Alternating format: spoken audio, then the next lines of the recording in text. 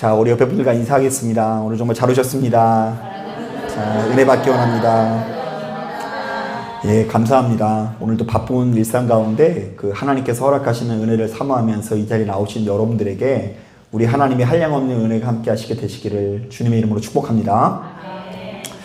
자, 오늘 우리가 읽은 이 본문을 보면 예수께서 십자가의 고난이 이제 자신의 목전에 이르렀다라는 것을 어느 정도 직감하셨던 것 같은데요. 자, 그렇다 보니 자신의 죽음 앞에서 여러 가지 것들을 친히 준비하시는 것을 볼 수 있습니다. 자, 일단 남겨진 제자들을 위해서 성만찬 예식을 제정하시기도 하고요. 또한 이후에 예수를 배반하게 될 이 제자들을 생명으로 이끌어내기 위해서 자, 몇 가지 경고의 말씀을 남기시는데요. 자, 먼저 20절부터 21절을 보니까 은 30에 예수를 팔아넘길 가롯 유다를 위해서 경고의 메시지를 남기시기도 하시고요. 31절부터 35절을 보니까 다 굴기 전에 3번씩이나 예수를 부인하게 될 누구에게요? 자, 베드로에게 경고의 메시지를 남기십니다. 자, 그러니까 우리 주님께서는 처음부터 끝까지 참 일관된 모습을 보이시는데요. 자, 주님께서는 당신의 제자들을 너무나 아끼고 사랑하사 그들이 생명을 누릴 수 있도록 좋은 곳으로 인도하시는 주님이신 것입니다. 자, 그러니까 지금 이 말씀들은 이 주님께서 당신의 제자들을 무한을 주는 것이 아니라 그냥 혼내는 것이 아니라 그들을 좋은 곳으로 인도하기 위해서 하나님께서 인도하고 계신다라고 봐야 하는 거예요. 자, 그런데 오늘 본문을 보니까 바로 이러한 주님 앞에 제자들은 우리 주님의 말씀을 잘 들었던 것 같아요? 못 들었던 것 같아요? 예, 못 들었던 것 같아요. 자, 제자들도 역시 아주 주님 앞에 일관적으로 삐딱한 태도를 보이는데요. 자, 우리 다 같이 22절 말씀 같이 한번 읽어볼게요. 시작. 그들이 몹시 근심하여 각각 여짜오되 주여 나는 아니지요. 자, 계속해서 한번 더 읽어볼게요. 25절 말씀도 한번 읽어보겠습니다. 시작. 예수를 파는 유다가 대답하여 이르되 랍비여 나는 아니지요. 대답하시되 내가 말하였도다 하시니라. 자, 흥미롭게도 제자들은 우리 주님께 거듭해서 나는 어떻다고요? 아니지요 라고 하면서 되묻고 있는데요. 자, 심지어 이 가룟 유다 같은 경우는 좀 불량스러워요. 너무. 왜냐하면 이미 대제사장들에게 은 30에 예수를 팔아넘겼잖아요. 그죠? 그런데 그렇게 예수를 팔아넘기고 언제 예수를 넘길지 기회만 살펴보던 녀석이 우리 주님 앞에 납작 엎드러지지 않고 도리어 이렇게 되묻고 있어요. 주님, 우리 지금 누군가 예수를 배반한다고요? 그런데 나는 아니지요? 이렇게 이야기하는 이 태도가 너무 뻔뻔하게 느껴지지 않나요? 자, 그런데 저는 바로 이 말도 안 되는 말씀을 묵상하면서 한 가지 의문이 좀 해소되었는데요. 우리가 이 마태복음 18장을 보면 끝없는 용서에 관한 말씀이 있거든요. 자, 어느 날 베드로가 와서 우리 주님께 이런 질문을 합니다. 주여, 형제가 내게 죄를 범하면 몇 번이나 용서하면 되나요? 한 7번 정도 용서를 해주면 됩니까? 이렇게 물어요. 자, 여러분 7번 용서해 주는 것도 대단한 거죠. 여러분 누군가를 7번 정도 용서해 준 적 있으십니까? 이렇게 정직하신 분들을 봤나? 7번 용서해 주기도 쉽지가 않아요. 자, 그런데 우리 주님께서는 이렇게 답하십니다. 7번뿐 아니라 7번을 몇 번씩이라도 70번까지라도 용서해 주라. 자, 이것은 사실상 끝없는 용서의 가르침을 말하시는데요. 당시 유대인들은 하나님께서는 자비하셔서 사람을 적어도 7번은 용서해 주시는 분이니까 우리도 역시 주변에 있는 사람들을 7번 용서해 줘야 된다라고 생각을 했었어요. 자, 그런데 주님께서는 바로 이러한 율법을 재해석해서요. 하나님께서는 사람을 7번 용서해 주시는 분이 아니라 끝없이 용서해 주시는 분이니 우리도 역시 주변에 있는 누군가를 끝없이 용서해야 된다라고 가르쳐 주신 것이죠. 자, 그런데 저는 바로 이 말씀을 묵상하다 문득 이런 생각이 들었어요. 자, 하나님께서는 우리를 끝없이 용서해 주시는 분이신데 자, 왜 우리들 모두가 다 구원받지 못하고 생명을 누리지 못하는 것일까? 자, 왜 우리들에게는 고통이 끊어지지 않는 것일까? 이런 생각 해보시지 않았나요? 자, 하나님께서는 우리를 용서해 주신다, 안 용서해 주신다? 용서해 주시는 분이신데 왜 우리들은 구원의 감격과 기쁨을 모두 다 누리지 못하고 매번 우리의 인생이 이렇게 고통스러워지냐는 것입니다. 자, 그런데 오늘 우리가 읽은 이 본문에 의하면 바로 그 이유가 아주 분명하게 드러내는데요. 하나님께서는 우리를 너무나 아끼고 사랑하사 한결같이 동일한 모습으로 우리를 무한정 용서해 주는 분이시지만 너무나 고집스러운 우리들은 그 하나님 앞에서 매번 이렇게 답하기 마련이라는 것입니다. 한번 따라해 보겠습니다. 나는 아니지요. 자, 지금 하나님 앞에 용서를 구하면 하나님께서 용서를 해주세요? 안 해주세요? 해주실 텐데 그 주님 앞에 납작 엎드려져서 용서를 구하기보다는 주님, 나는 아니지요. 이 말은 어떤 의미인지 아세요? 나 말고 다른 사람들은 어떻다고요? 죄를 지은 것이 맞죠? 나 말고 다른 사람들은 다 수준이 떨어지는 사람 맞죠? 나는 그래도 꽤 괜찮은 사람이죠? 나는 좀 성질을 낼 만한 사람이죠? 주변의 사람들은 좀 한 대 맞을 만한 사람이죠? 뭐 이런 종류의 태도를 가지고 있으니 우리가 가지고 있는 죄된 문제가, 죄된 기질이 해결받지 못한다라는 이야기를 하는 것입니다. 여러분, 창세기 말씀을 보면 바로 이러한 흐름이 아주 명확하게 이어지는데요. 자, 창세기 3장을 보니까 죄된 인간이 범죄를 저지릅니다. 자, 아담과 하와가 이 뱀에게 유혹을 받아서 하나님께서 굳이 먹지 말라고 하는 열매를 먹게 됩니다.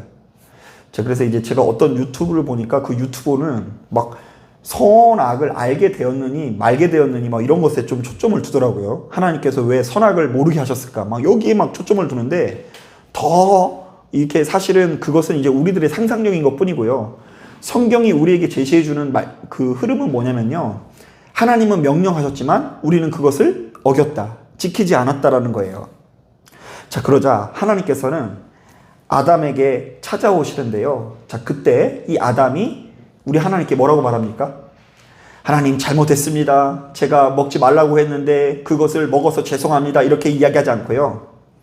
자, 우리 여자분들 공감이 되나 보세요. 남자들이 이렇게 얘기해요. 하나님께서 내게 주셔서 함께 하게 된 여자가 나에게 열매를 주므로 내가 먹었나이다. 이거 남편 탓이라는 거예요? 아내 탓이라는 거예요? 그런데 그냥 아내도 안 하고 아니랬고요. 뭐라고 하냐면 뉘앙스를 잘 아셔야 돼요. 누가 주신 아내가?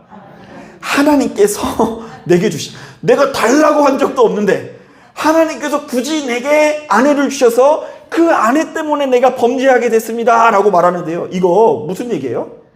나는 아니지요 라고 묻고 있는 거예요. 자, 그런데 그 뒤를 이어서 여자도 동일합니다. 뭐 부부가 서로 닮게 돼 있어요. 뱀이 나를 꿰므로 내가 먹었나이다. 나는 잘못이 없고 내 주변에 있는 뱀이 진짜 잘못했으니 죄를 처벌하시고 나는 좀 이해해 주십시오. 이런 태도를 보이고 있어요.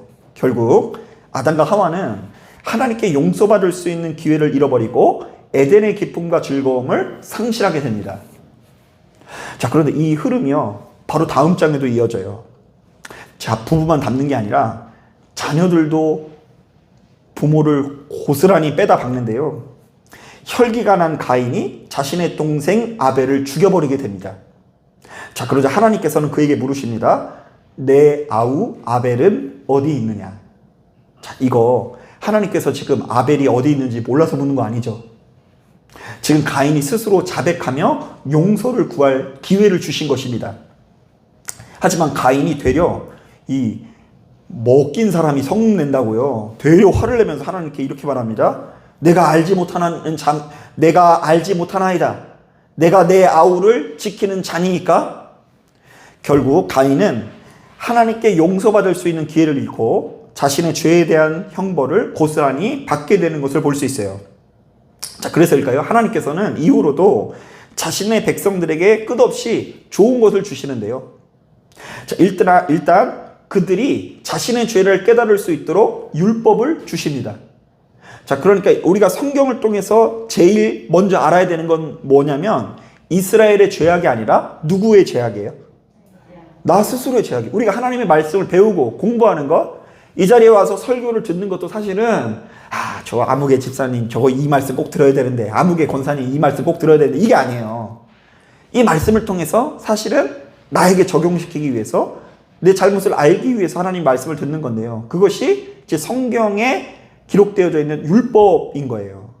율법을 하나님께서 죄를 깨달으라고, 너희가 스스로 경계하라고 율법을 주십니다. 또한 우리가 율법을 받았음에도 불구하고 그것을 지키지 못하고 범죄했을 경우 스스로 자신이 저지른 죄를 회개하고 용서받을 수 있도록 제사 내지는 예배라는 것을 주십니다. 자, 그러니까 지금 오늘 이 예배에 참석하신 여러분들이 왜 이곳에 나온 줄 아세요? 자, 오늘 막 뭔가 피곤하고 괴롭고 막 죽겠는데 오늘 예배 안 오고 집에서 편히 쉬면 한 대 맞을까봐 이렇게 나오시는 것이 아니에요. 지금 여러분 나오신 이유는 무엇 때문에 나오신 거라고요? 내가 저지른 지난 죄악 때문에. 그 적어도 사람이 창조의 섭리상 일주일에 한 번은 예배당에 나와서 예배를 드리면서 자신의 죄를 돌아봐야 되고요.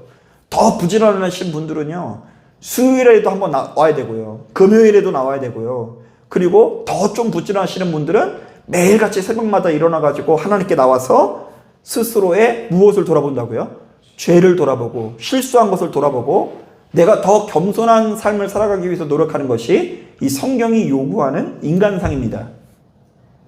자, 그러나 이스라엘 백성들은 자신의 죄를 시간이 갈수록 정직하게 직면하지 않고 타인이 저지른 죄에만 집중하면서 정죄하고 판단하곤 했는데요. 그래서 마태복음 7장 3절을 보니까 주님께서는 이스라엘 백성들에게 이렇게 경고하십니다. 어찌하여 너는 형제의 눈 속에 있는 티를 보고 내 눈 속에 있는 들보를 깨닫지 못하느냐? 네가 율법의 전문가가 돼서 주변의 많은 사람들의 잘못을 지적하는 데 전문가가 됐지만 사실은 다른 사람들에게 있는 작은 허물을 지적할 것이 아니라 네 눈에 있는 어마어마하게 큰 죄악을 돌아볼 수 있어야 된다라고 말씀하세요. 자, 이런 점에서 정말로 무시무시한 말씀이 로마서 2장에 있는데요. 조금 길지만 한번 들어보세요. 로마서 2장에 나온 말씀의 의미를 나중에 집에 가서 한번 곰곰이 읽어보세요. 제가 한번 읽어볼게요. 유대인이라 불리는 네가 율법을 의지하며 하나님을 자랑하며 율법의 교훈을 받아 하나님의 뜻을 알고 지극히 선한 것을 분별하며 맹인의 길을 인도하는 자여 어둠에 있는 자의 빛이요 율법에 있는 지식과 진리의 모본을 가진 자로서 어리석은 자의 교사요 어린아이의 선생이라고 스스로 믿으니. 자, 이스라엘 백성들이 스스로 어떻다고 믿는다고요? 무수히 많은 사람들을 가리키는 무엇이요? 선생으로 스스로 믿고 있대요. 자, 그런데 그 밑에 이런 말씀이 담겨 있어요. 잘 들어보세요. 그러면 다른 사람을 가르치는 네가 내 자신은 가르치지 아니하느냐? 도둑질하지 말라 선포하는 네가 도둑질하느냐? 간음하지 말라 말하는 네가 간음하느냐? 우상을 가증히 여기는 내가 신전 물건을 도둑질하느냐? 율법을 자랑하는 내가 율법을 범함으로 하나님을 욕되게 하느냐?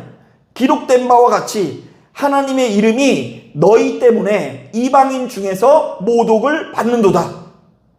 자, 그러니까 이 모든 말씀이 사실은 지금 번번이 하나님의 말씀에 정통하여져서 무수히 많은 사람들을 가르치면서도 거듭해서 하나님 앞에 어떤 태도를 보이는 이스라엘이요? 나는 아니디오라고 대묻고 있는 이스라엘 백성들을 책망하시는 말씀인 거예요. 야, 너는 다른 사람들에게 그렇게 고상하게 잘 가르치고 그렇게 대단하게 아름답게 설교하면서 정작 왜 스스로는 돌아보지 않느냐? 스스로는 하나님 앞에 납작 엎드려져서 하나님 앞에 회개할 생각을 하지 않느냐고 대묻고 계시는 것입니다.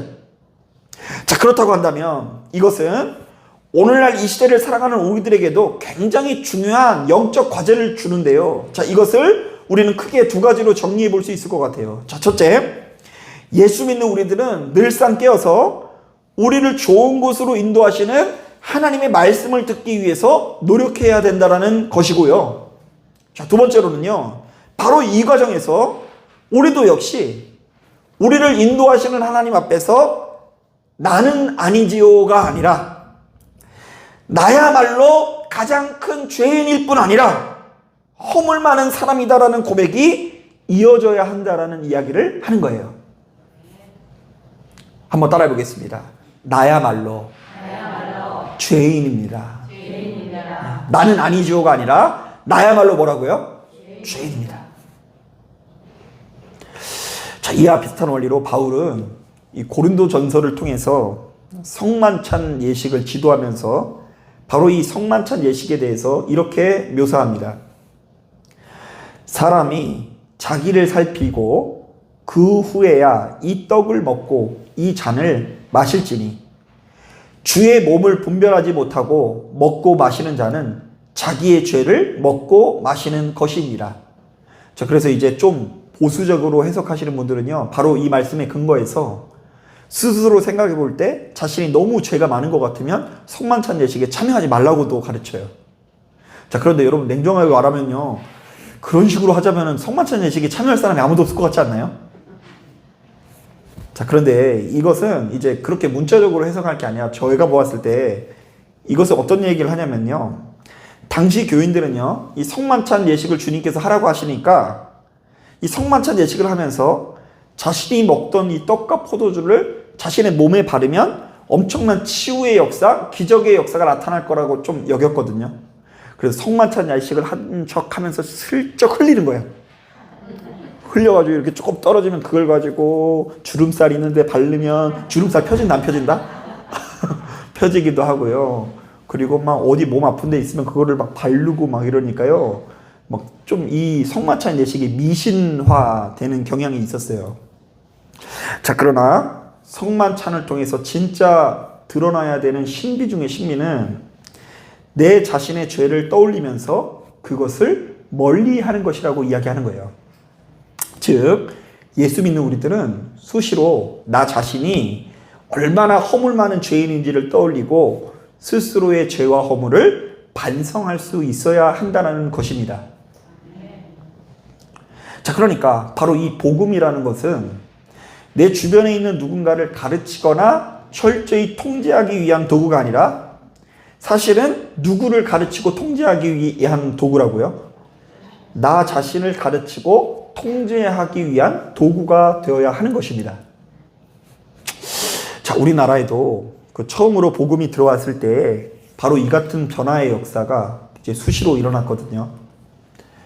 자, 그러니까 이제 우리나라의 복음에 들어온 초창기에는 그 어떤 뭐 기복 이런 거보다는요, 순수하게 그 좀 이 죄에 대해서 경계하는 그런 사람들이 많이 있었어요. 그러니까 이제 교인 수는 지금보다 훨씬 더 조금인데요, 이제 복음을 좀 제대로 영접한 분들이 많았는데요. 자, 그 중에 한 분을 소개하자면 1900년대에 이 강화 북부 해안에 홍이마을이라는 곳에 종순이라는 부자 교인이 있었는데요. 이분은 얼마나 부자인지 마을에서 그의 돈을 빌려다 쓰지 않은 사람이 없을 정도로 엄청난 부자였다고 합니다.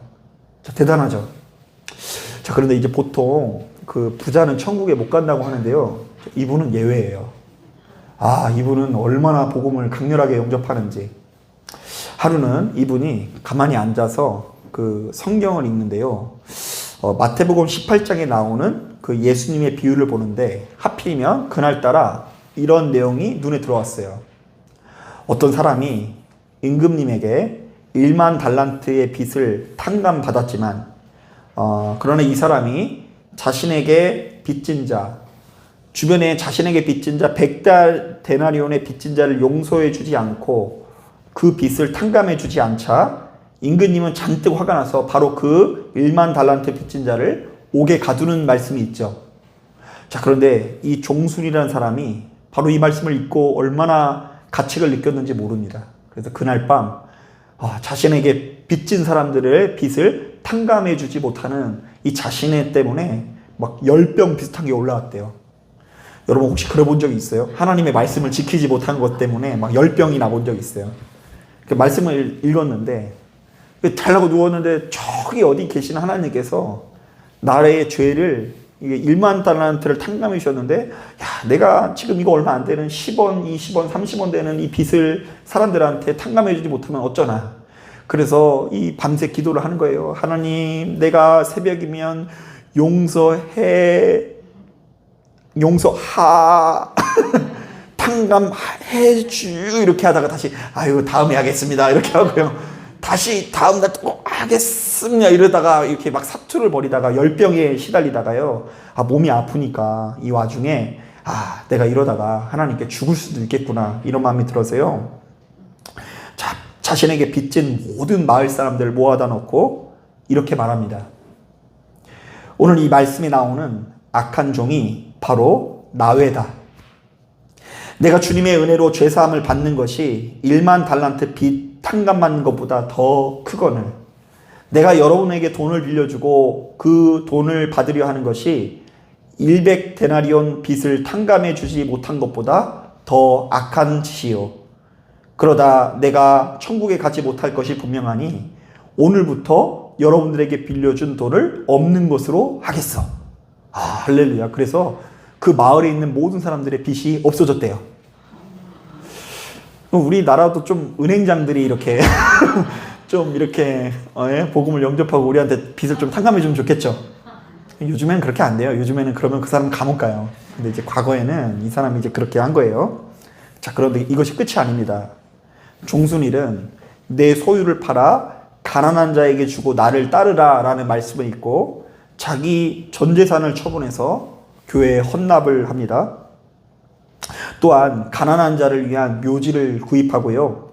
땅끝까지 복음을 전하라는 말씀에 순종해서 아내와 함께 괴나리 보찜을 맺고 남쪽 길상면으로 전도 여행을 떠나기도 하는데요. 자, 그 과정에서 강화, 성모, 옹진 등의 외딴 섬을 돌며 10수개의 교회를 개척하였고 평생 가난한 전도자로 생을 마쳤다고 하는데 실제로 그래서인지 이 강화도를 가보면은요, 그 우리나라에서 이 복음화율이 제일 높아요. 그 섬에 사는 사람들이 원래 보통 우상 그런 게 되게 많은데요. 그 강화도는 80% 이상이 아직까지도 교회를 다니고 그 중에 90%는 감리교인이에요. 왜냐면 이 종순이라는 사람이 감리교인이었거든요. 자, 그런데 이런 전설적인 이야기를 들으면서 조금 이제 저도 이제 한 번은 이렇게 좀 스스로에게 부끄러운 마음이 들더라고요. 이 저의 주된 관심사는 이번 주 주일날에는 어떤 말씀을 전할까 이런 거 관심사고 주일날 말씀을 전하고 난 다음에 오늘 왜 이렇게 뭔가 안 풀릴까 말씀이 이게 저는 이제 이렇게 접근할 때가 많거든요. 오늘 말씀을 전하는 게 이게 잘 전해졌냐 안 전해졌냐, 사람들이 감동을 했냐 안 했냐, 반응이 어떠냐 이런 것을 접근할 때가 많은데, 이 사람은 어쩌면 그렇게 말씀으로 인해서 자신의 인생에 도전을 받고 방향을 제시받을 수 있을까? 나는 하나님의 말씀을 마주하고도 왜 이렇게 변화되지 않고 달라지지 않는가라는 이 부끄러운 마음이 들더라고요. 여러분, 시간이 흐를수록 머리는 커지지만 하나님 앞에 더욱 위선적이고 하나님 앞에 더 뻔뻔한 사람이 되어지는 것만큼 무서운 일은 없을 것 같아요. 누군가는 교회는 한 번을 나올지라도 내가 엄청난 죄인이구나, 하나님 앞에 고개를 들 수 없구나, 이런 마음으로 나오는 사람이 있지만, 누군가는 매일같이 교회 나오면서도 어쩌면 그렇게 어깨에 힘이 들어가고 목소리가 높아지고 성질만 부리고 주변 사람들 앞에 군림하려고만 하는지. 여러분, 이렇다고 한다면 우리가 노력하는 거에 비해서 구원의 열매가 올바르게 맺히지 못한다라고 해석해야 되는 거 아닐까요? 사랑하는 여러분, 우리가 예수를 믿되 잘 믿어야 하는데요, 예수 그리스도께서 짊어지신 십자가를 보면서 사도 바울처럼 나야말로 죄인 중에 괴수입니다 라고 고백하는 사람에게는 예수님의 십자가가 곧 나의 십자가가 되어서 우리로 하여금 천국을 누리게 할 것입니다. 자꾸만 이제 우리가 평안을 이루고 화목을 이루고 우리 안에 있는 외로움을 이기게 만드는 능력이 나타날 거예요. 하지만 매 순간 나는 아니지요. 나는 죄인이 아니고 내 옆에 있는 사람이 죄인이지요. 나는 기도하는 사람이고 영적인 사람이고 하나님께서 기뻐하시는 사람이고 오로지 내 주변에 있는 아무에게만이 형편없는 사람이죠. 이렇게 말하는 사람은 예수님의 십자가가 결단코 나의 십자가가 될 수 없고요. 더 나아가서는 우리의 삶이 더욱 악하게 변할 수밖에 없는 거예요. 왜요? 율법의 본래 목적인 죄를 깨닫는 역사를 누리지 못하고 제사나 예배의 본래 목적인 죄를 회개하는 역사를 온전히 누리지 못하기 때문입니다. 사랑하는 여러분, 죄를 이긴다라는 것은 이제부터 우리가 죄를 안 짓게 된다라는 것을 의미하지 않아요. 우리 아무리 노력해도 주님 오실 때까지 죄를 짓는다, 안 짓는다? 예, 짓는다. 자, 그런데 죄를 이긴다라는 것은 내가 그런 죄인인 것을 알고 그것을 해결하려고 하는 의지가 있다라는 말이에요. 그리고 우리 하나님께 도우심을 요청하는 상태라는 거예요. 하나님, 오늘 아침부터 하루 종일 내가 성질 되게 많이 부렸습니다. 하나님 아시죠? 용서하여 주옵소서. 내가 나의 혈기를 이길 수 있도록 하나님 도와주옵소서. 늘상 입만 열면 타인을 탓하고 원망하고 손가락질하는 나의 마음을 하나님 아시죠? 이런 나를 도와주옵소서. 사랑하는 여러분, 바로 이 말씀에 귀를 기울이시고 시간이 흐를수록 예수 그리스도의 십자가가 여러분들의 십자가가 되기를 주님의 이름으로 축복합니다. 자, 기도하겠습니다.